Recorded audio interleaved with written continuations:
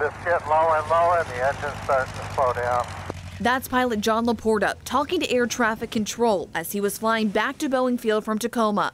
Laporta says the oil pressure started to go down and didn't think he'd make it. I think we'll try and go around Alki and come in over the water, stay away from the land.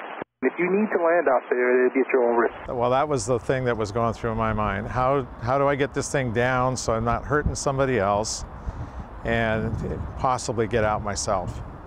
So I think I lucked out. Laporta made an emergency landing in a small empty spot of water along Alki Beach early Tuesday evening. 2 days later, Laporta shows us what happened in the same type of plane. Nose high, pulling this all the way back to get the nose up as high as I could so that when I hit the water, I didn't totally flip it over and go upside down. People rushed to the water to help pull him out. This is the side I was sitting on, and this is basically the window I went out of. Right before impact, Laporta cinched his shoulder strap, locking him in, and for a brief moment didn't know if he'd make it, but says it ended up saving his life. So it prevented me from snapping my head forward and getting knocked out, because the water was coming pretty fast, and I probably would have drowned at that point.